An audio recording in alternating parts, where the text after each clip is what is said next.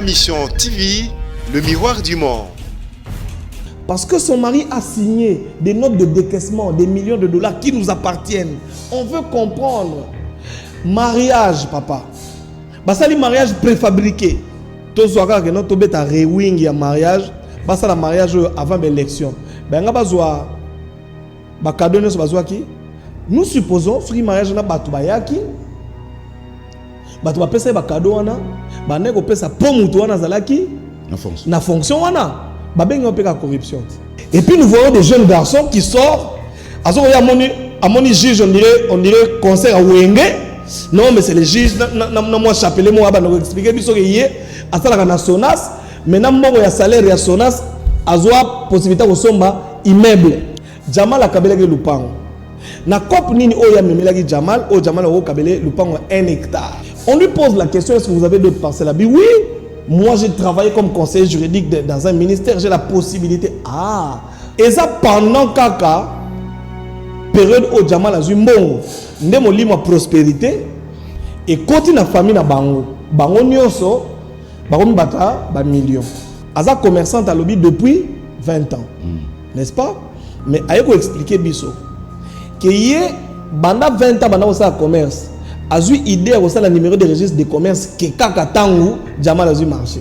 Moi na wana oyo toto tanga kombo oyo toto lo makamuna ya. Ye abosani ouais Sonas. Ye abosani ache lupango na komo ya mwana ya mama leki. Mama leki pe abosani qui a sala commerce pendant 20 ans ayeko kanisa ke numéro de registre de commerce a ko zo yango kaka pendant période wana. Abosani adresse ya collaboratrice na ye mosali ya l'État akamati mbongo o ya l'État asombi na ngondaku asombi na mutuka to asombeli makango na eto mwasi na ye chaînette ya or a détourné mbongo ya l'État. Juge azana besoin te bakanga mbongo na ndaku na yo to bakuta mbongo na maboko na yo. Est-ce que yebi ke lelo dollar so kezo mata et comme il est na 19 18 ou 19 19 to so 19 oyebi que ça à cause de makambo. Est-ce que le peuple congolais oyebi que les dollars sont mati to comme à 19 et ça makambo ya ba so mouton na maison préfabriquée. Ma Mission TV, le miroir du monde.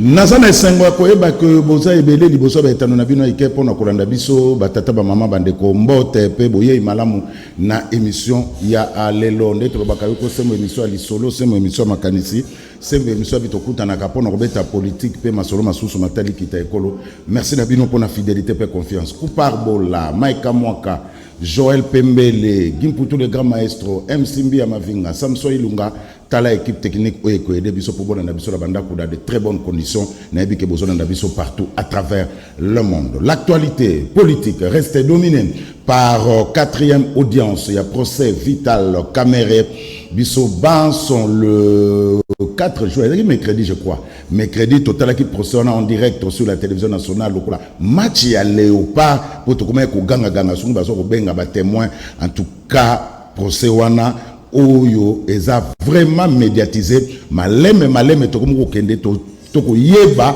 vérité bani ko bima na procès wana. Prochaine audience ezala bongo le 11 juin je crois jeudi prochain et pas wapi plaidoirie ekosalema wana siko to ko yeba mbongo ya l'état ekei ekendaki wapi pona yango toza bongo na mobianga mimoko boye malamu yene mutu to kosola na ye l'actualité politique de l'heure. Maïs Chibangu journaliste communicateur toza na na plateau. Maïs Mbote Papa Jules. Voilà Maïs Chibangu, l'actualité reste dominée par procès Vital Kamerhe. En tout cas tout le monde était scotché liboso etandona ya ike. Maïs Chibangu, d'abord première question pour to kota na mozindo na 4e audience lecture ni nozo sala na journée wana.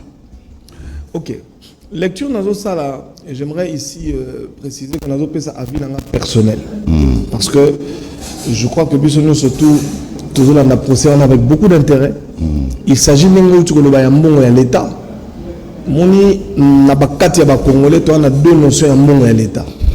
Bato musu bazo mona ndenge mbongo ya l'État za mbongo moko boza na ngwana ya bakonzi basaka na ngana. Mais bato musu bazo mona mbongo ya l'État za mbongo na biso. Ba contribuable congolais. c'est-à-dire que dépense nango et si comme bon on les autres qui biso peuple sengeli to yeba pour ba conduire na ba ya ko senga biso ba voix to élire bango ba koma ba kondi po ba pesa biso to benga na français ba promesse électorale na ba promesse électorale na bango neti ba mikonzo ba lelo ba la kaki biso ke ba kobongisa vie na biso to kotika kozala ba bola to ko mabatu mbongo wana oya biso o bango bazo ko gérer yango wana ezo pesa bango possibilité basunga biso pozala ka ba cadeau te pour ba komisaka ngonde mpona bato ba lekaki wana ba komisaka neti soka salaki mwa pont soka tchaki mwa courant ayi ko lebisa bino bobetele maboko or eza musala to pesa kiye po to futaka ye mbongo eza musala to pesa kiye po asala ndengwana donc ezala ka cadeau te donc il convient aujourd'hui et j'aimerais emmener tout le peuple congolais surtout ba jeunes au ba kolanda émission Léona ebisa bango mbongo ya lete za mbongo ya yo mbongo ya lete za mbongo ya ngai donc esengeli biso nyonso tout olandela toyeba bakonzi o biso to pesa ka ba voix mbongo ya lete basala kana nini. Alors pour répondre à votre question Papa Jules, avis personnel na ngai ezali ndenge to moni débat ozo okende ezo kolakisa na makambo belé que l'état congolais ezali mal géré na bakonzi na biso. La présidence de la République a été mal gérée, c'est-à-dire hérité na ba mauvais comportement au toboyaki o bango to bimaka na bango na balabala balabala soki bango bazui pouvoir ba changer makambo ba changer te bazo sala kaka ndenge batu ya kala ba ndeko sala. De deux, to yeko mona lelo avec état de droit que effectivement mbongo na biso ba mikondi ba détournaka yango ba salelaka makambo o mbongo ya l'état esengeli esalate. Donc procès o ezo mettre en lumière désordre ezo réunir na kati ya institution na biso. Plus particulièrement la présidence de la République. Plus particulièrement la présidence de la République, na kati ya gouvernement pe elakisi biso cop ndenge nini l'état est comme un cop peuple apesi bino ba voix tango bino bokomi kuna bozora mbongo ya l'état mbongo ya l'état komi ya bino mbongo ya l'état komi ya basi na bino mbongo ya l'état komi ya ba makango mbongo ya l'état komi ya ba camarade na ba ta famille na bino. Voilà, mbongo ya l'état komi na ba ta famille na bino. Alors Maïso Chibangu, vous en avez raison. Et bien, les gens biso, ba maman veuve, ba bengi biso ba habite tozo ba 30 000 francs congolais. Mais tant que total na etaloike tozo ka ba millions ezako bima. Mais Chibangu, tout ça maintenant on a procès. Procès ya mokoloana et l'axaki na mokili mobimba que na présidence de la République il y a deux groupes. Il y a le groupe, il y a Baswahili, il y a Kivu, na groupe il y a Baluba. Est-ce que chef de l'État koka kotika makambo wana ekendeti na niveau oyo monana ki conseiller principal chargé à communication et finance yena Vital Kamerhe directeur cabinet azo ba Vital Kamerhe aza dessin Vital Kamerhe yebisa lobi yebisa biso yebisa ma bando kota na président osala combien de fiches techniques combien de notes techniques vous avez que cohésion na président de la République et c'est très dangereux pour le président de la République. Au fait question précise et ça na réponse est belle. Donc on a problème il y a tribalisme. Effectivement ba konzi na biso ba ngone sengele bazala ba modèle. Baza ba modèle na ndenge ya que Mobutu malgré makambo nyonso to koloba qui a géré comme abasa bo mais Mobutu abunda pe atikela biso unité nationale. C'est-à-dire tango biso to kolanda ko zulunga na yebio mais tilo na tikala ko ba province la yote. Pourtant biso to kola ba lakisaka biso bongote. Ba lakisaka biso ke ndeko zulu za congolais. Mais bato o ba uti koleka bato basali 18 ans na pouvoir. Ba ko zone c'est la biso système o biso to bosana ka kala ya tribalisme. Lelo yo na période ya Mobutu oyebi que Moluba akoye kozala gouverneur na Bakongo. Moswahili on a la kikanda zaki gouverneur na Kivu. Na Kivu. Voilà. On comprend, c'est-à-dire Mobutu a kotisa biso esprit ya unité nationale, ça veut dire que oza Moluba okende Katanga ovandi, oza Katanga okende Équateur ovandi ozo sala. Mais lelo batu oyo baye, o basali biso 18 ans. Oto yebi côté ba utate bakzongi sali biso système de tribalisme pour na ko diviser biso. Effectivement, tous ont remarqué en lelo que na quatre présidents de la République, il y a deux groupes. Malheureusement, c'est avec beaucoup de honte que je le dis. On ressentir pendant que nous on a un groupe moko. Il y a Baswahili, on a un groupe moko ya Baluba. Si quoi Baswahili yango, bazape na chef na bango, il y a Muswahili, Baluba pe bazana chef na bango, il y a Muluba. C'est une honte pour la République. Je pense que son excellence Antoine Félix Antoine Tshisekedi waza mokonzi ya mboka akobunda pour na kozongisa biso na système otozaka nango ya unité nationale parce que yende ngazawana aza président ya République démocratique du Congo pe ya ba Congolais nyonso.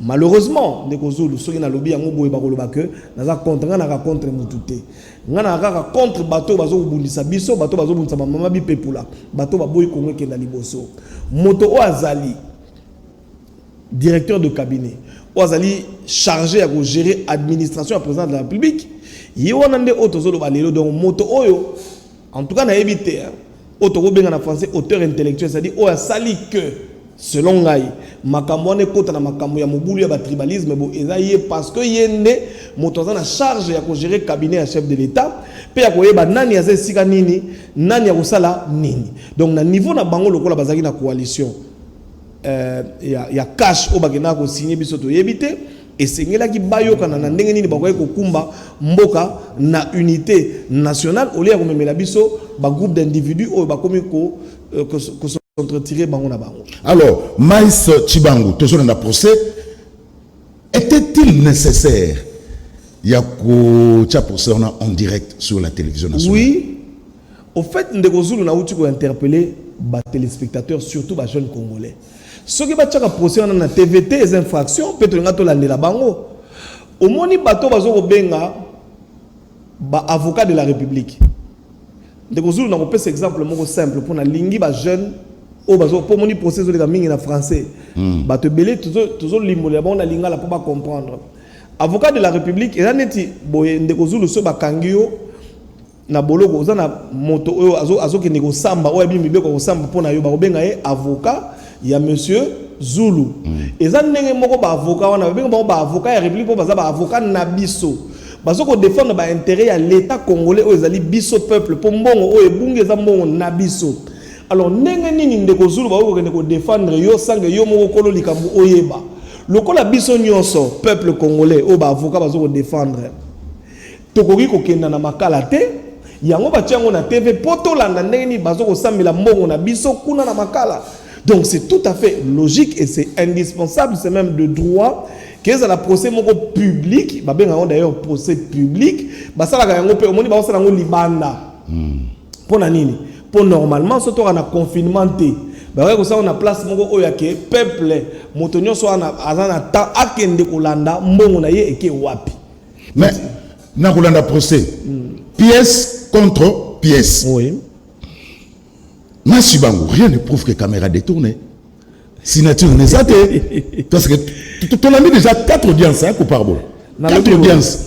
Pièce contre pièce. Okay. Mais rien ne prouve que caméra détournée. Il y a l'État, il y a ma maison préfabriquée. Nalingi na tangela yo Papa Jules, loi congolaise. Oyo elobeli makambo ya détournement permettre ngana retrouver un président Mikanda et sengeli to tanga pour l'intention ya ba téléspectateurs. Vraiment pièce contre pièce. Na moni mukambo wana bazo ko c'est la bino mingi na télévision. Voilà. Mais il y a pas de preuve jusque là qu'il a détourné. Na rota la 4 audiences déjà. Voilà, mukanda yango nazui. La loi congolaise de infraction à détournement. Premièrement, on a ça téléspectateur boye. Infraction à détournement est différent d'infraction. Il y a vol. Au moins il y a une infraction on va bien dans la loi, na droit, vol qualifié, c'est-à-dire il y a qui moyibi. Ba te belé tant bazo ka détournement bazo kan saneti ba fundi ke aibi. Na ndenge yake bakanga ki na mbongo ya l'état na ndaku na ye aibi mbongo à l'état détournement za bongoté détournement d'une manière générale la français la kisi et logo ezalaki destiné et ça la musala moko quelconque bino bosali na musala nete bosali na musala mosusu eza détournement ba lobi détourné siko na kati ya mibeko ya mboka Congo ba définir infraction à détournement ndenge nini na pesa ba téléspectateurs signification oyo droit congolais et lobby. Ba lobby boye. L'infraction de détournement des deniers publics est déduite également parce que ça moulaï n'a eu partie aux concernés bisolelo est déduite également d'un déficit ou d'un manquant d'une somme d'argent dans les livres comptables tenus par le prévenu, c'est-à-dire moto ba fundi quand ça li détournement. Ce qui ba ça la comptabilité. N'est-ce pas? Il y a bambongo ba pesa qui est ba monique manquant ezali na mbongo, c'est-à-dire neti yo boyo za mosali na régie des eaux admettons au gérer mbongo ya l'état ba yeko sala yo comptabilité mbongo ba futaki mai ba monique ba futaki 10 000 yo obimisi 8000 2000 eke wapi babengi yango détournement. Toke na mibale. De l'affectation provisoire des fonds confiés à l'agent à raison de ses fonctions à l'achat des effets nécessaires à son mieux-être. C'est-à-dire mosali ya l'État akamati mbongo oya l'État asombi nango ndaku asombi nango mutuka to asombeli makango na eto mwasi na chaînette ya or a détourné mbongo ya l'État. Pour mbongo wana sengeleki eza na kesi ya l'État to esa misala ya l'État mais ya azu yango asali nango makambo mosusu. Troisièmement bakisi et ou de l'ordre que l'agent a donné de payer à un tiers une créance fictive sur les fonds mis à sa disposition pour lui procurer un avantage illicite. Vous comprenez? C'est-à-dire, agent à l'État a payé ordre, bafuta mutu moko quelconque mbongo ya l'État sans que mbongo wana esa la musala ya l'État. Okomokoma? Okomokoma vala na konta siko na ko bato. Yasuka balobi boye. Il a été jugé cependant qu'il n'est pas nécessaire que les fonds détournés soient matériellement entre les mains du prévenu, mais qu'il suffit qu'ils soient mis à leur disposition en vertu ou à raison de leur fonction.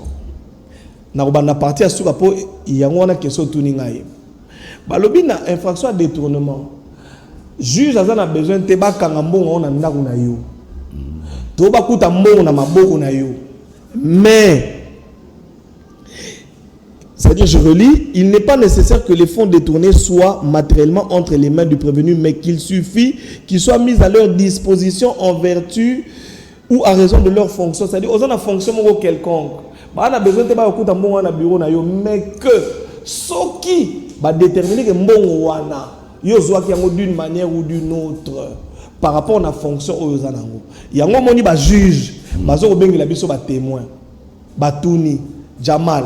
Biso to pesa ki yo mbongo andimaki yo kango botika asisa musala so que est-ce qu'on a infraction là d'abord papa Bilomba que je salue Marcelin ayo pesa biso révélation on a pesa déjà il y a des mois na bibazuzi information tozana ngo ezaka mbongo bimaki ezali 66 millions mais neni bino bozo landela kaka Jamal pona 56 57 merci beaucoup. Donc à partir ya procès ozoya bah c'est déjà papa Bilomba ba kene rolanda gouverneur à banque abimi ça va relever 9 millions mo rezo bunga nezana no wapi oya zwaki otinelo bazolo belate eza détourné pas de kozolo yom to tunaki relevé bancaire ya Bilomba ezalaki na ni en tête à banque centrale ni so ya banque centrale mais c'est bango papa ba faut pas monsieur Bilomba a na relevé à compte té monsieur Bilomba a na comptabilité bancaire, c'est-à-dire tango en tant qu'expert à Kendegi na banque centrale ba pesa ye ba mbongo omoni malheureusement na le document na so lingi prochaine fois ils ont relevé ba mbongo nyonso o l'état ils ont relevé bancaire té ils ont comptabilité bancaire, c'est-à-dire bazo bimisa ba mbongo nyonso tout o banque centrale abimisi na compte ya ba travaux ya 100 jours plus précisément ba maison préfabriquée non et ça n'a pas détail nyonso tout. Mais ici on parle de maisons préfabriquées. On a vérité, il y a un siko ba relevé. On a bien. Na kati ya relevant la kisi boye. Et la kisi que bon, pour na dépôt pharmaceutique ba misaki 1 million. Pour na Ousmane ba misaki 2 millions. Pour na Jamal, pour na Somuto ba misaki autant. Pour na Jamal il m'a dit 66 millions. Or Jamal a ça makuna pour na 57 donc faut pas justifier na 9. Donc tout le monde déjà que 9 na biso ba détourner. Sikoyo. Tangu Jamal andimi l'État congolais a foutu Jamal Mbongo, n'est-ce pas? Jamal, pour importer marchandises, loi et lobby boué. Il faut souscrire na banque licence d'importation. C'est-à-dire que Naï n'a importé Bandako.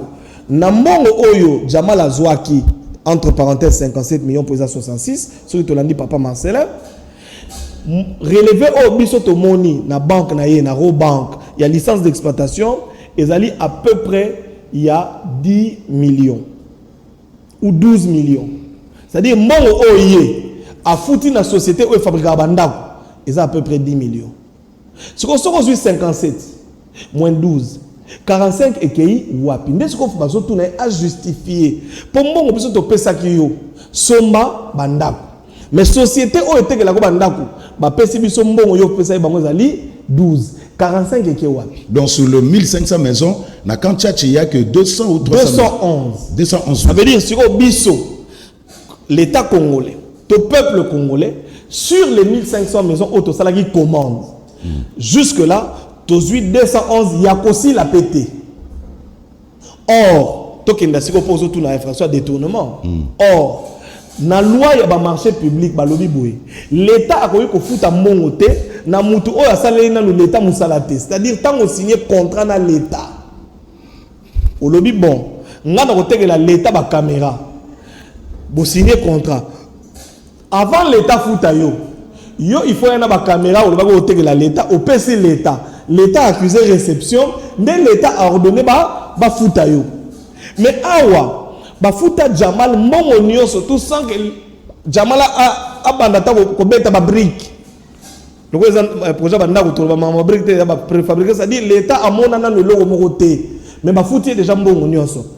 Ba to o ba futa ke mbongo wana ba futa ke na intention nini. Pour ba lobby même s'il faut que Bafoutaye, avance, il faut que garantie bancaire, c'est-à-dire il faudrait banque, comme l'État congolais, net les Eurobank boy. C'est-à-dire il fallait que la biso garantie bancaire il y a 57 millions Eurobank.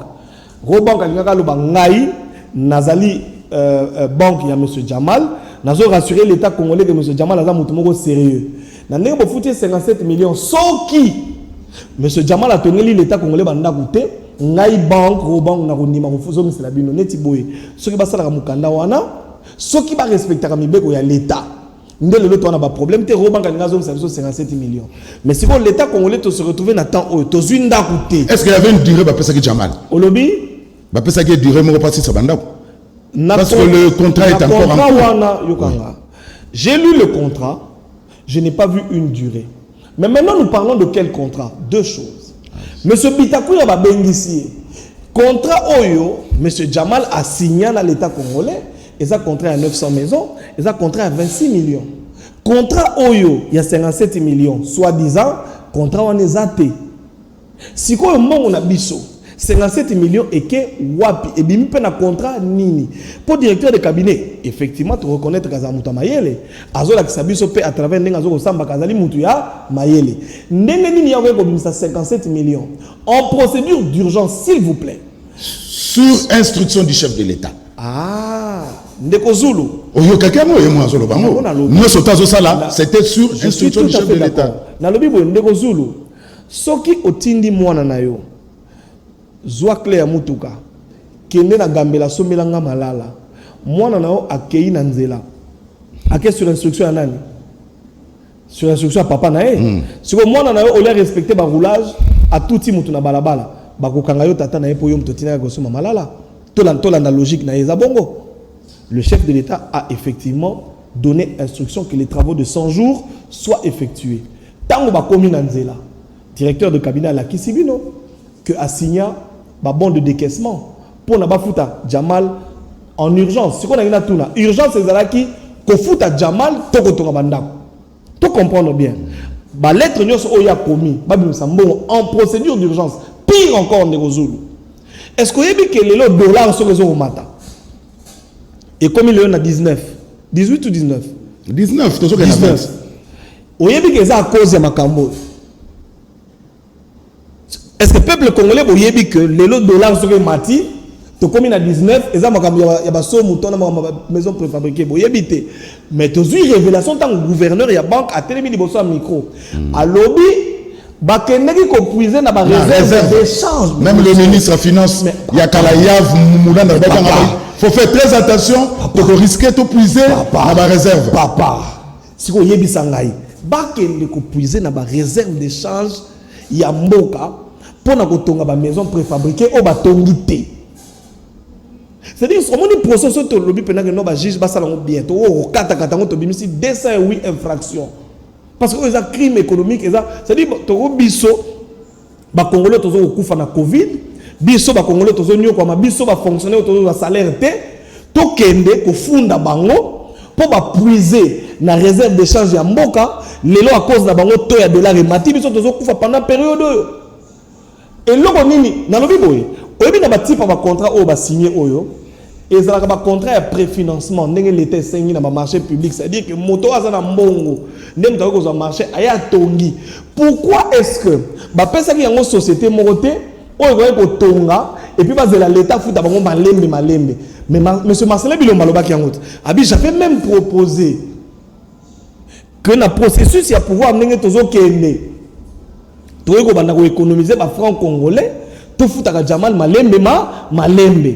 Mais pourvu que réserve d'échange de monsieur Zala, pourquoi est-ce que bazala qui pressé à foutre mbongo nyonso pendant que sali musalate surtout tout naté ndekozuni Maestro Chibangu na Nicolas Kazadi, oui, coordonnateur il y a superviseur il y a 100 jours alobaki que tant bango ba côté na musala on avait déjà payé Jamal. Mais oui. Ba futaka déjà Jamal bandakala bango tango ba côté na musala ya zo mona kaka minda. Papa bango nyonso tout. Alors il y a na lobby ba zone au moni yango to yebisi eza infraction à détournement. Infraction de détournement en fait na linga to ko beza kindoki. Eza ki moyibi ya bato mayele ya butu.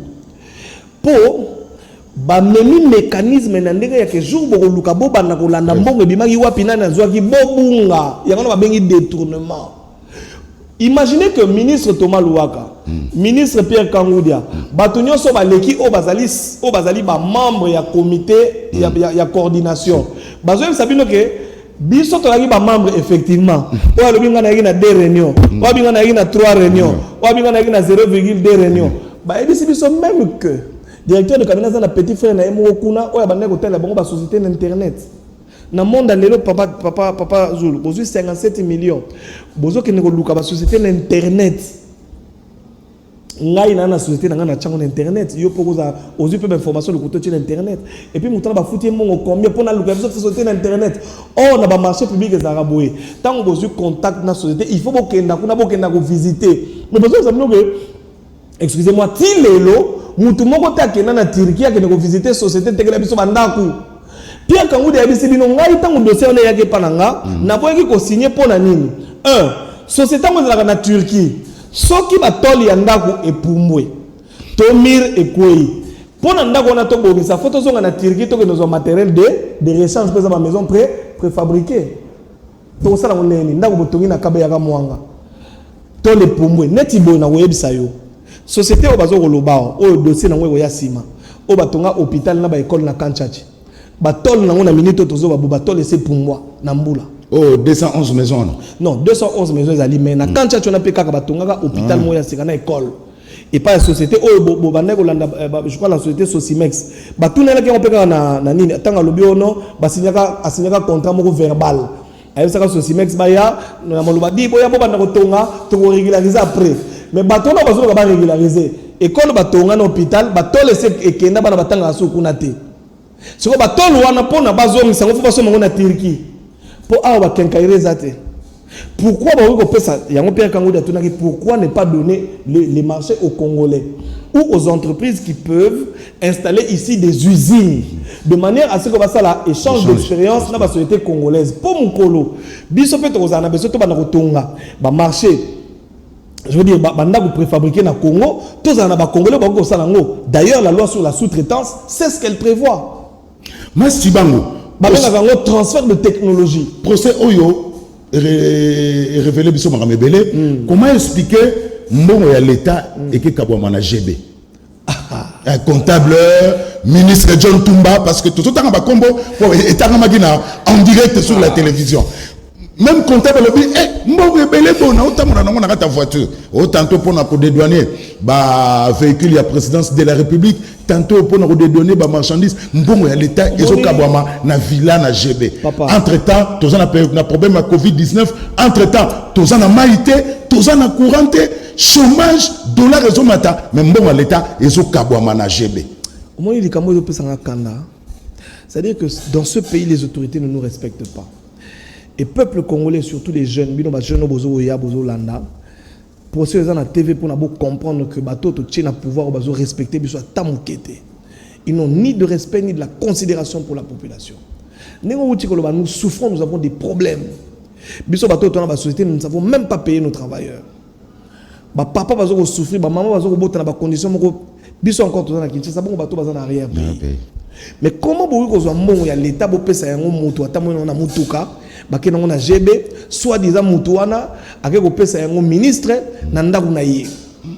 Ministre on s'amène en église ni obiso to na confiance na yamba Yesu, que mbongo on a la ina 1 million nanda ku makanga na yagite na butu, après ça qui ata moi 10 000.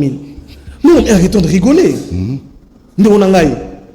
Ministre on a doka zumbongo 1 million acha on a mutuka na yeba bakena ngoti matadi na mutuka. Est-ce qu'il n'y a plus de banques dans ce pays? Parce que déjà, comptable, on a dit que dans mon bureau, il y a assez d'espace pour mettre cet argent. Donc l'argent pouvait être dépensé. Si, et pas été. Pourquoi mon retrait la présidence? Batinda comptable. Déjà, il y a un mouton dans un moutuka. Aboy koya kozambo na présidence. Abi non moi je fais il faudrait que oya na pas na ngai ba ke ina chauffeur neti batamoli ba ke ko tigele mo na ndaku a signer. Mbongo ne ko sani na ndaku na ye. Est-ce que na mboko il y a na loi moko te pekisi ke mbongo ya l'état et que ne ko la na ndaku mutu. Et puis de deux au FIDA ba société nyo sur le transport bazana ba succursale na bango awa si réellement mbongo wana esengelaki efuta ba douane na ba mangamba ba société de transport pourquoi ba futa ke ngote ana Kinshasa il faut ba ke na mutuka ti na matadi. De deux la carte contrat et Jamal, il est stipulé que le titulaire du marché, jusque-là d'ailleurs, il n'a pas payé Sabiso, qui est le titulaire du marché, mais je crois avoir vu qu'il avait été stipulé dans le contrat que le titulaire du marché est Ali Jamal. Donc Jamal est Sénégalais qui a douane Nabilo Union surtout. Pour une maison qui est vendue à $4 500 en Turquie, bah Tegeli Bison Nagwana Moro na $38 000. Moutouana bo pese Sumbon en fout à douane. Pendant que le contrat n'a pas stipulé que Yende et Sénégalais à Sanini à fouta douane. C'est comme bon ya douane on est qui wapi. Est-ce que ministre on a John Tumbaku a remis un biso ba fiche la exception que yembon on a nyonso kenaki pas ya nani ba douanier na lobi boy. Pour na comprendre que ba konzi auto voter qui ba respecter bisoté. Faisons un calcul bête. Na kumoko na Turquie ça $4 500. Ce qui to tché. To imaginer que l'état Aza gentil pour tout le monde que l'État n'a pas besoin de mon ébélé, azo foutre la moto, va passer mon ébélé bon douane. To imaginer que yemo va foutre douane na bilo on tout ça dit ndaku moko rendu Kinshasa et ko pesa ça ba $10 000. Ça veut dire to tché prix d'achat, to tché transport, to tché dédouanement même bilo on surtout. Ce qui est exagéré. Et ko tché entre $10 000 et $15 000. To exagéré to tché $15 000. Mais ba tekeli biso ndaku na $38 000. Ça dit tant que ça la différence. Bazana mivé à $33 000 sur chaque maison. Bobeti cop. Il y a un moni bitakoura siliki. Pour bitakoura il y a déjà que sur chaque maison. Azana minimum $30 000 il y a mivé. Il y a un contrat na bitakoura. Taxe non c'est ça qui na kati. Mais comment expliquer où est commis gouvernement a dédouané les choses? Mais il y a un lobby détourné. Contre le baki. Il y a contre le baki que Jamal et Sengeli a foutu à biloko union surtout. Mais les gens comme ils foutent la sous Jamal. Il y a un 1 million de toza sûreté que tozali sûreté parce que Jamal a eu tous les moyens. Vous avez na minute on de konangai. Bozui mivé à 30 000 sur une maison multiplié par 1000 on a chiffre $30 000. C'est-à-dire que la personne a déjà mivé. Il y a d'abord moko. Netingala yo tout se peli. Mais ce qu'on a eu 1500. C'est-à-dire que au monde de tous les aboyés, ils ont loca. Ils ont loca. Pour que na bango beta cop na bango tranquille, pe mobulu et bimité pe balé mo na bango normal de ba mesana ko sala biso. Ça veut dire bazo mivé à 30 000 par maison, multiplié par 1500, bazo à peu près na 45 millions, balé yango tranquille. Bazo ka banda ko baye batongi, 1500 monani. 1500 pe monani. Babeti pe susu biso ne balinga babeta biso ya 3 millions na musu ya basoda babeti na bango pe susu. Mais pourquoi est-ce que mutema mabeti na niveau oyo que bokotisi déjà mivé bozu pe déjà mongo botongi la biso ka 1500 botongi 211 ata yo moko ndeko zulu. Non, ça veut dire que bato ba mona biso pe na bato pamba pendant que nzambe o asala biso azo pesa biso considération kamati mwana na ye ya moko zaka na ya tinda kufeli biso mais bino batloko a biso. Vous arrivez au niveau où bossi bozui déjà mbongo ya mivé ya ba 40 et quelques millions boya bobo ya pe ko tonga banda kwango. Et puis nous voyons des jeunes garçons qui sortent azo ya moni juge on dirait concert à Wenge non mais c'est le juge moi chapelet moi ba no expliquer biso que yé asala na Sonas maintenant mbongo ya salaire ya Sonas azwa possibilité ko somba immeuble azala peut conseiller juridique ya ministre ya justice au moni biloko ya bisamba sambo ya biloba loba devant tribunal ça veut dire na minute alukeli na ministre wana o yazali conseiller juridique problème je vais vous expliquer on lui pose la question est-ce que vous avez d'autres parcelles à oui moi j'ai travaillé comme conseiller juridique dans un ministère j'ai la possibilité donc aye ko expliquer biso que na ba ministère ba yibaka quel est le salaire d'un ministre d'un conseiller non toi ba non na salaire d'un ministre déjà ce qui un ministre à se permettre toi un luxe ya kotonga immeuble faut tout na ministre aux mbongo wapi bato o ba longwe bato akala to benga na bango pona yango ba benga yango enrichissement illicite parce que na salaire ya ministre nous voyons mal comment avec son salaire un ministre peut construire un immeuble les alaka na Congo yango état de droit et pour na to banda kolandela bato ndenge wana donc na osenga na ba juge bo banda déjà ko benga na ministre wana yé mo bazaki na combien pour na conseiller juridique na yé atonga immeuble na salaire ya ministère ya ki conseiller juridique mais Chibango bande ko batalo ba outi et puis na ngina baxelo moko a expliquer biso que Jamal akabela ke lupango na cop nini o ya memelaki Jamal o kabele lupango 1 hectare cop ezalaki oui oui non ndeko Zulu na bien moi na wana akomi na mbongo c'est-à-dire azo expliquer biso que akomi na mbongo tellement belé que ba pese lupango concession abosani ezelo kopamba batuni to tshana kombo nini atangi kombo ya mwana mama leki na biso se comprendre pendant que azana mwasi azana ça dit mwasi na ye na bana na ye na bandeko ne babonga déjà na vie ba ko zana besoin concession te ya pesa mwana mama leki kaka pamba boye abi eleke kombo eleke na mwana lobi kombo eleke na mwana Zulu ngai to vai na plateau soki to lobi mais wana mbongo na mobo $50 tango zo bimoko ba mais kombo oyelo na mutu olobi pesa réalisateur nanga pesa mbongo mo eza banal mais soki na $100,000 na yo ndeko Zulu ozobima na portal web sango lobi ono di lukaka réalisateur moko na pesa wana pesa ma véro moi c'est na ngai on comprend hein wana pesa ma soki eloko ya lobby eza ya solo ça veut dire que moi na wana akoma déjà millionnaire pour amona ke lupango ya 1 hectare na mbinza ezelo kopamba azwa kombo oyela na mutu alors expliquez biso depuis quand les fonctionnaires de la Sonas ont des millions mais Chibango mobenga na biso na émission ya poko lelo na parce na bike besoin na biso de partout à travers le monde na mais Chibango toujours solo là l'actualité politique de l'heure marquée par le procès très médiatisé il y a 100 jours Vital Kamerhe. Mais ce Chibango, est-ce que Zalolendo, Tolo Fundu, un directeur de cabinet, n'a procès, moi si, Moana, neveu, Bangono se base à la combat témoin. Est-ce que Zalo Fundu, Tolo Lendo, pour un directeur de cabinet, famille Mobime Koti n'a procès? Famille Mobime Koti. Ça c'est de 1, de 2. Est-ce que Tokokai Koyo Kamakamuyaba, 1 million à compte? Mariage pendant 3 jours, n'a eu 4 jeeps, n'a eu 800 000, n'a eu 30 millions en francs CFA. N'attend pas si ezali na République démocratique du Congo, na Kinshasa, puis dans la province surtout. Est-ce que tout ça qui vraiment il fallait peuple congolais et yoka ngopo ba maman moko bona weza gambela ba bisenga ba bi biso mibai na biso ba futa makate ba fonctionnaire ba futa makate chômage mais toka mwasi il y a directeur cabinet sur la télévision dans un compte à 1 million dans un compte à 800 millions. Est-ce que c'était exactement nécessaire il y a ko sa famille dans ma proso? Deux questions. Au moni tozo le bela awa infraction à détournement. Na oti ko expliquer bino que infraction à détournement la kisi mbongo esengelaki mbongo ya l'état o esengelisa musa esali musa wana etazima ka mususu. Yango moni ba bengisa ki famille pour selon ba juge, to selon comment on appelle avocat de la République. Famille na ye bazalaki bénéficiaire ya mbongo eutaki pa Jamal. Au moni na justification ma ba pesi.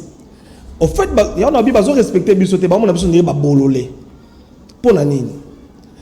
Pour eza pendant kaka période au Jamal azui mbongo nde molimo prospérité et koti na famille na bango nyonso bakomi bata ba millions. Effectivement biso tozo souffrir.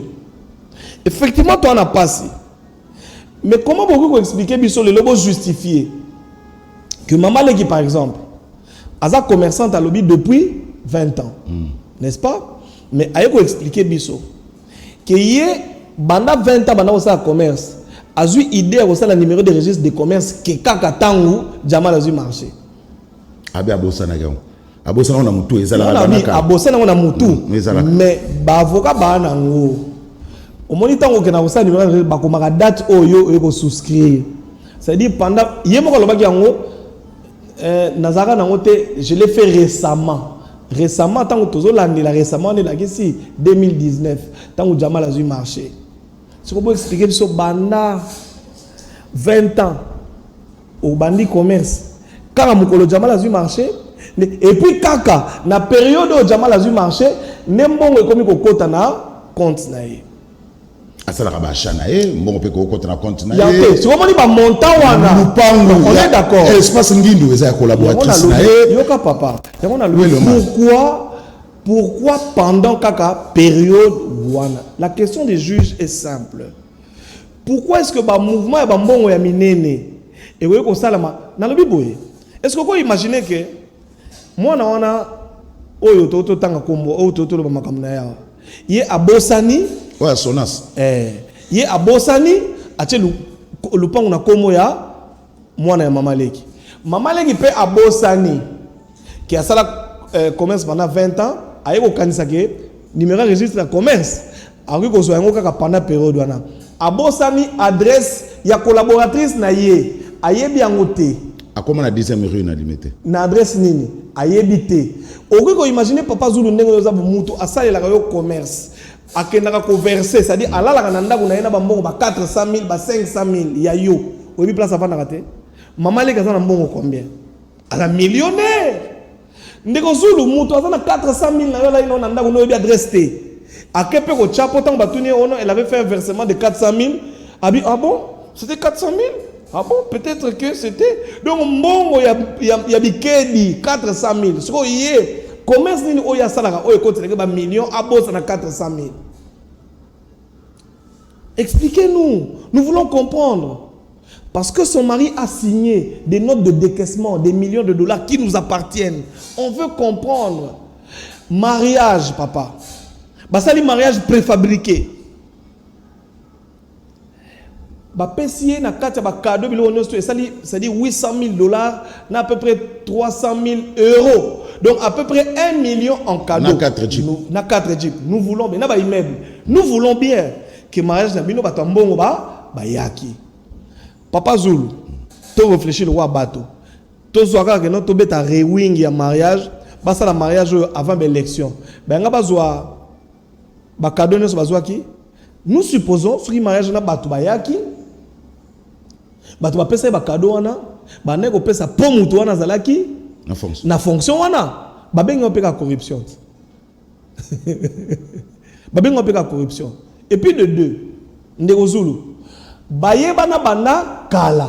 Vous êtes d'accord avec moi? Pourquoi ba balani kaka tangu Jamal azui comment on appelle non ba balani en février 2019. Oh, bon, Jamal a marché. Voilà, tosto comme il a un pouvoir ou bien on a pouvoir. Mais papa n'a pas entendu pouvoir. Il y a un côté.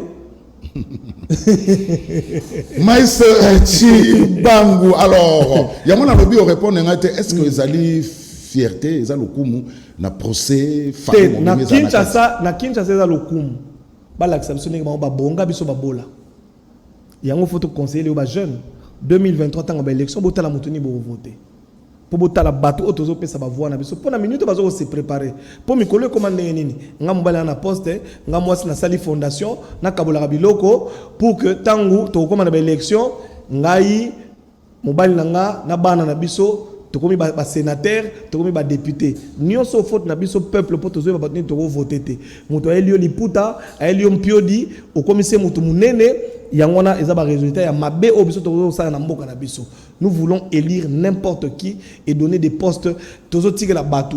C'est-à-dire que basali yango moni batu lelo ya UDPS bazoko bunda contrat wana o ya cash eko yana.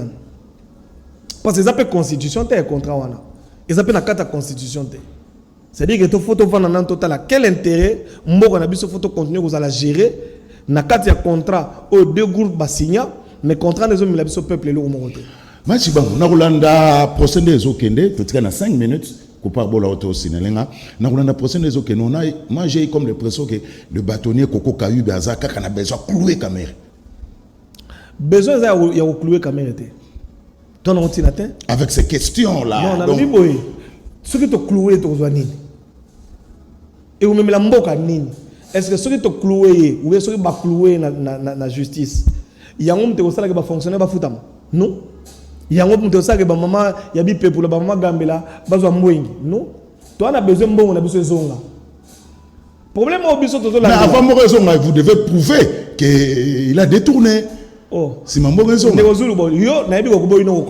procès c'est la preuve. Le détournement c'est la preuve. Na lobi boye. Ba mama bi pepolo ba kolanda biso lelo même ata ba ndeko ya bato ba na bolo ba landi biso lelo ba comprendre que il y a eu détournement dans ce dossier. Et nous, la population congolaise, nous allons demander jusqu'à la fin notre argent. Parce qu'on ne peut pas comprendre qu'un prestataire, l'État attend à Moroté, Bosengela Yembongo 57 millions, 66, jusqu'à aller, Kozambongo, na carte ya banque, il y a une réserve ya banque centrale. À la limite, ce qui va vous expliquer biso, qu'il y a un mbongo, va expliquer biso au moins pourquoi pas que nous avons une réserve d'échange pendant que nous avons une biso attendre à Moroté. Mais si un procès politique, pour la simple bonne raison, il faut écarter caméra 2023. Nana Tindagi a signé. Nana Tindagi na bien. N'est to zaboya, il y a le signature nezate, mais ba mbongo nyosto bima, yem ta signa git. Ce que procès politique ou pas, et taliban. Tant ba ngene ko signer na biso zalagi. Tant ba yagi ba che directeur de cabinet biso zalagi. To ndima ki to beta maboko. Biso to fotaki président na biso, to lingi président na biso memeli biso ye, alobi a che directeur de cabinet, to ndimi. Mais etali biso te. Makambo etali biso za mbongo na biso. Procès politique ou pas, ce n'est pas notre affaire. Notre affaire, c'est notre argent. Nous voulons savoir l'argent du contribuable congolais est allé où. Jamal, jusqu'à présent, il a justifié 10 millions de dollars. Il en a reçu 66. Il doit nous dire où sont les 56 millions. Qu'il nous dise à qui il a donné. Et beaucoup de gens semblent oublier que directeur général, il y a banque, il y a Robank, Bakanga Kaït. René Tellemans. Papa, tozo bimisaye. Oh, mon niveau, c'est la plaidoyer. Tozo bimisaye René. Thierry. Aïe. Aya qui a expliqué biso côté tindaki mbongo. Est-ce que bino bobi te avant nani directeur à banque abima atika mbongo a caution. Soki directeur à banque asambaka aiba ke mbongo oyo ya l'état congolais kotaki na banque na ye et que naka kota mabete angaka futa poana. Boza calme to récupérer mbongo na biso et tozo senga na ba juge. Tant bozo juger soki bo établir culpabilité ya bato bino bokangi. Tolingi te biso non to pese bango 20 ans de prison wana etali biso te tolingi boye biso ke mbongo na biso bazongisi bolanda kote bino bomona na ba banque so pozona ko bataki na mbongo na Grèce batina mbongo na blanchisserie o batina mbongo boye bazongisa mbongo na biso so mbongo ezate ba immeuble otozo yoka ba mituko tozo yoka en tout cas bosala ntinsani nango so ko bokoteka etali biso te biso mbongo à l'état ezonga. Est-ce que ce procès, parce que juge Nana Katité, peut servir d'exemple dans l'autorité? Oui, bien sûr. Le procès sert déjà d'exemple. J'espère que vous avez entendu que le ministre dont on parle ici, soit disant qu'il est dans Matadi, John Tumba, Bazo Oyoka est déjà. Batomosus ya Jekamine, Bazo Oyoka bango déjà. Ah, mais Jekamine, Chadar Alobaki, Sokibo, Meki, Nayuma, Motrepela. Aya Sugo Loba, to sto Meki. Motrepela, quand on a besoin de Simbataire. Mais mais Azana résidence surveillée. Papa no yo utanga kombo.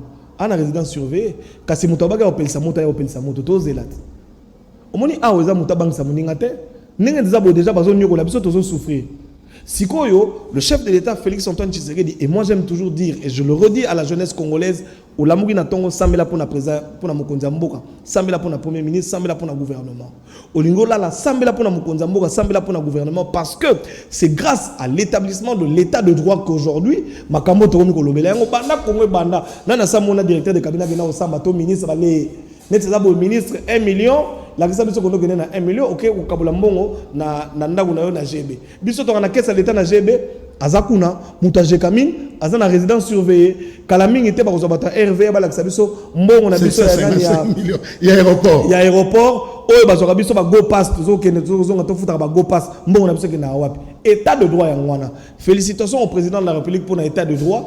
Malembe atabat bazo ndimate pour mais ate boko mais ça en état de droit. C'est comme si ce sont toujours les membres de l'IDPS au bazo tchapé na pression. Tozo tcha pression. Non. Problème na biso ezateli akende. Na expliquer yo ke ba tchaki awa to lobaki loko te tali biso te. Azala te. Problème na biso eza 1 état de droit. Problème na biso eza 2 mbongo na biso ba contribuable et sengeli ba congolais ba yekola désormais que mbongo na biso photo landelaka yango. Nous avons passé plus de 60 ans depuis l'indépendance. Avant même l'indépendance mbongo na biso ya Congo ezaki ya roi ya Belge. Apia atonga nango Belgique kuna biso atozola na bandaka manzanza. Mobutu aye même appuyé mbongo na biso kocha kosoma bandako mapango tout ça bata 18 ans pe baye même les loyo makamunyo so bozo komona oyo eza grâce ya président Félix Antoine Tshisekedi alakisi bino que na kati ya l'état même na ba collaborateur na ye biso bato to koli na système ya Mobutu système à corruption na système à bata 18 ans to hériter système moko ya mabe ya corruption ya koiba ya ba concussion ya ngona bato belé o bazana pouvoir le bazana difficulté ya kotika bizali wana mais état de droit ezokozom sa mutu na place na ye c'est-à-dire on comprendre que mbongo ya l'état ya yote oh non ba pesa nga 12000 ngombe na nini na ba immeuble ba pesa nga ba cadeau ya 1 million ndenge za bona état de droit soki à maintenir to kosenga bazuzi bengi sa biso ba invité o ba yaki na mariage préfabriqué ba ya ko sa biso no biso to yaki ba invité nga na pesa ke 100000 to tuni yo pe invité yo za fonctionnaire à l'état 100000 zo wapi état de droit ngwana. On attendait plus Félix Tshisekedi. Dernière question, M. Sili. On attendait plus Félix Tshisekedi, mais on a vu en 15 mois, c'est la déception. Tout quoi, c'est plus le détournement. Au lieu d'assister le peuple d'abord. Mobutu Aloba, le chef de l'État, n'est pas un magicien. Seul, il ne peut rien. Avec l'aide de tous, il peut tout. Pourquoi pensons-nous que Félix Antoine Tshisekedi seul a changer Mboko? Non. Félix Antoine Tshisekedi est porteur et à vision. Dans la définition psychologique, le porteur de la vision n'anime pas la vision est animée par ses collaborateurs.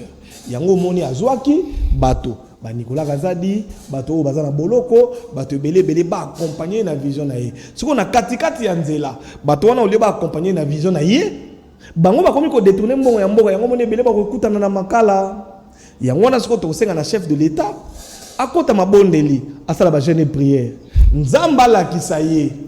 Bato nini oya ko travailler na ye ya malamu bato bazo kobanga Yesu ba yamba Yesu lokwa mokonzi pe mobikisi o ba ko sunga ye na vision on nzamba pesa ke na liboso po to moni ke ba engagement politique na ye et même ki ye a signé ba accord na bato masumu o ba yebi nzambe te o baza na milimo ya koyiba mboka sikoyo bazongise na mabondeli asambela nzamba la kisaye salana mututel batuana o ngana tindi bako aider yo o mema mboka liboso. Mathieu Bango, M. Sili, 1 minute, message à Souka par rapport à procès. Message à Souka par rapport à procès, par rapport à peuple congolais.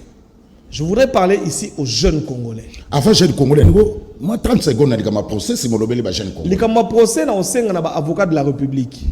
En tout cas, na yebi ke bazo proposer bino ba mbongo ebele. Mais bo sunga population. Bomoni Israël. Toutefois Israël babunda bando bunda pona mabele na bango. Congolais bunda pona mabele na yo, Congolais bunda pona mboka na yo. Ozala juge, ozala avocat de la République, bunda pona mabele na yo. Po soki mboke bongi biso nyo to ko bonga na kata mboka. Mais soki bolingi bino moko bonga, bo suka na boloko, bo suka na lilita, ba msuba ko bela ba AVC. Neti boye ndeko Zulu, nazo salelo révélation. Ti to ko na fin de l'année, demi konzi ba ko AVC. Kana makambo demi konzi bazo AVC pena komi boy pona nini po siko neza bo réclamation mbongo na biso to komi ko sala ngo nana TV nana nenga ba action nana butu lokola ko mama butu biso nyo to ko mama butu mabondeli ba mama bolongola maputa beta liputa na se sala lusanzu po mboko eza mboka na biso nyo to ko comprendre te bozo ba marché bo pesa ba libanais pendant que toi na ba congolais belé abako banda construire banda ko na mboka na biso pendant que biso to aller à toujours souffrir, to pesi bino pouvoir bo diriger mboko yo, mais bino mbongo na biso e bunga ka boye soit disant na moni côté na signaki te, bo la ka côté na signaki. Bo muta signé mbongo bi manani. Yango je disais, nazo interpeller ba jeune congolais, likamba proso mutu moko tatika yango. Mutu moko te a banaliser, mutu moko ta la kiso koze le pamba, yo musala na yo okena ko bima otambola ka pona ba politicien bango ba nomaka bango ba liaka bi no liaka te. Non. Et Zambo Cannabis, nous devons tous, jeunes Congolais, nous battre pour que ce pays aille de l'avant. Et nous allons nous impliquer dans le procès pour que Mbongo Nabiso ezonga. Toi, on a idée de bakangela biso moutou. So boko tika bango ma fou. Mais Mbongo Nabiso, il faut ebima. État de droit. Voilà, état de droit. Félicitations au président de la République, Félix Antoine Tshisekedi, pour l'instauration de l'état de droit. Tant que Romimara Biso na molimo ya état de droit, tu vas soutenir yo. Massa Chibango, merci. Communicateur, mais Rolandaye, proche de l'IDPS. Ou assumer. Ezali soumouté. Ou assumer. N'a assumé complètement. Ezali soumouté. Jour comme ali soumou. Nasna ebisa bino. Ngane nazaboué jusque là. Je crois au chef de l'État parce que il est né de nouveau. Il a reçu Jésus-Christ comme Seigneur et Sauveur. J'ai dit nalandaka chef de l'État bilanda lanate nalandaka elo ezakati na ye, c'est-à-dire Christ en lui. Jour à pengwa natiki. C'est des jours où on a lobby natiki ko soutenir le chef de l'État boye bagé à pengwi. Mais jusque là, le rôle ngana yé tout ça mais la nzambe moko. Le rôle naza convaincu que nzamba tché na kati na yé et loko permission ya ko mema Congo liboso. Je le soutiens et je demande à tout Congolais de soutenir le chef de l'État pour Azan et Nzambe. Merci Maïchi Bang. Alors, merci Bandeko Batal et M. Sili. Mais avant que Tokabona, Mike Kamwaka, Nasobe Tatangwa, la Likametali courant. Cabine Funa Club. Vous voyez bien, dans le quartier Funa, dans le pont à Bokasso, Batori, Sikarabanda, étage, il y a cabine Mora Sinel, on a Funa Club. Transformateur, ils ont mon copé cabine, on a Funa Club, ils ont 4 pont à Sinel. Mais il y a un problème. Kala, transformateur, ça l'a bien, il n'y avait pas de délestage. Mais Mikolo est commis délestage. Bah, comment délester à départ? Donc, par semaine, départ, on a beaucoup de délestage 2 fois.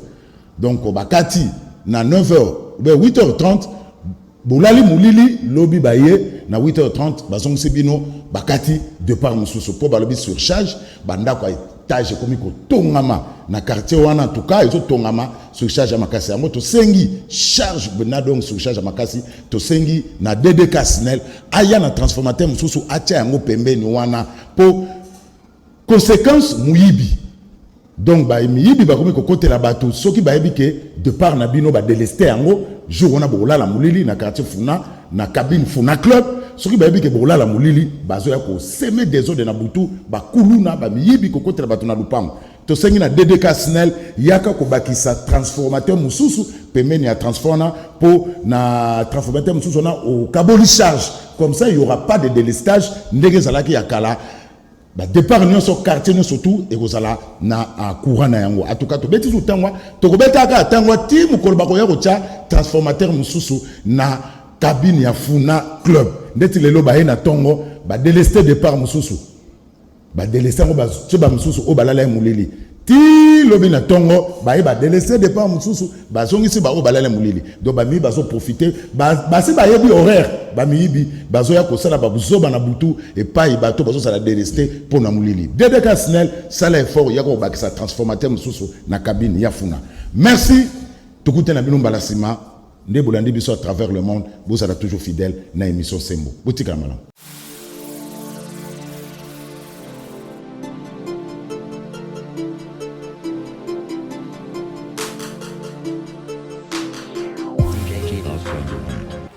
Dans le souci de répondre favorablement à l'appel du président de la République, Félix Antoine Tshisekedi, et le gouvernement congolais afin de soulager tant soit peu la population congolaise en ce temps de la pandémie de Covid-19, l'honorable Alita Chamala a procédé à la remise des dons et des produits de première nécessité au centre Lindongué dans la commune de Limete.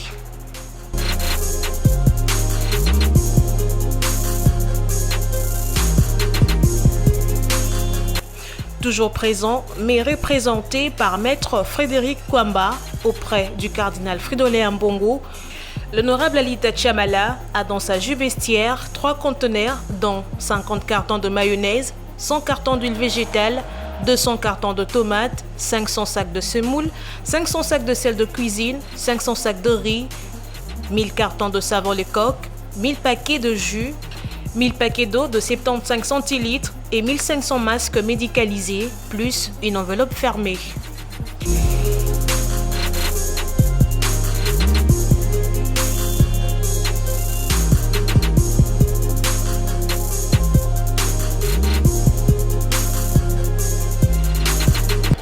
C'est pas un endroit de chrétiens catholiques, mais nous avons voulu utiliser le canal approprié. C'est-à-dire, nous nous sommes dit en déposant ces effets entre les mains du cardinal, il saura les orienter aux nécessités. C'est-à-dire, là, on voit l'être humain, le cadre est humanitaire, que c'était ça. Alors, il nous a reçus, vous nous avez vus avec lui. Je lui ai transmis le message de l'honorable Alita Chamala, qui a voulu premièrement le remercier et lui faire voir que depuis le 18 mars, après avoir reçu l'appel du chef de l'État à la solidarité nationale, il s'était dit que ces messages n'allaient pas passer parce qu'il fait partie de personnalités ou de compatriotes qui ne sont plus à présenter parce que ça fait plus de 50 ans que son nom est cité tous les jours dans le mécénat. Mais il ne se limite pas dans ça. Il est père de famille, congolais comme je venais de le dire, alors cette bataille étant une bataille de tout le monde et de solidarité, il s'est dit qu'il pouvait aussi mettre la main à la pâte et agir. Vous avez entendu par rapport à sa demande, il a voulu également que le cardinal puisse le bénir, prier pour lui et sa famille et pour ses affaires. Et pour que ça ne s'arrête pas aujourd'hui ou à ce qu'il vient de faire, mais pour que à chaque fois où cette bénédiction produira, que le fruit de ses affaires, de ses travaux continue à être partagé entre ses frères ou les humains comme lui. Le cardinal est très ému par ces gestes. Il me l'a dit qu'il sait qu'en dépit de tout, il existe toujours des personnes qui sont sensibles à la souffrance des autres et qu'il était disposé à prier pour lui, à prier pour ses affaires comme lui-même l'a demandé, à prier pour sa famille. Et pourquoi pas pour moi qui les représente ici. Et c'est ça l'objet de la motivation de notre présence en ces lieux.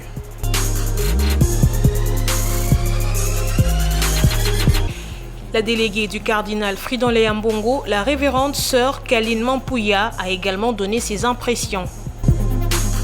Cet avant-midi, nous sommes tous témoins de la grande générosité de l'honorable Alita Chamala qui, à la suite des autres, a accepté de mettre ses moyens à la disposition du service de la charité de notre Père archevêque pour qu'à son tour, qu'il relaie cette charité à ceux qui en ont le plus besoin.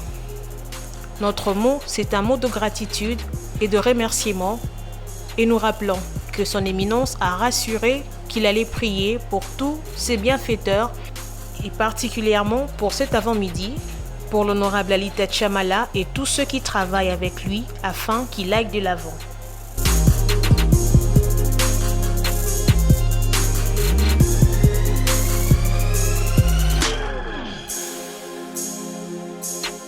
L'honorable Alita Chamala promet de continuer cet acte de bonne volonté très louable dans les prochains jours afin de soutenir les plus démunis.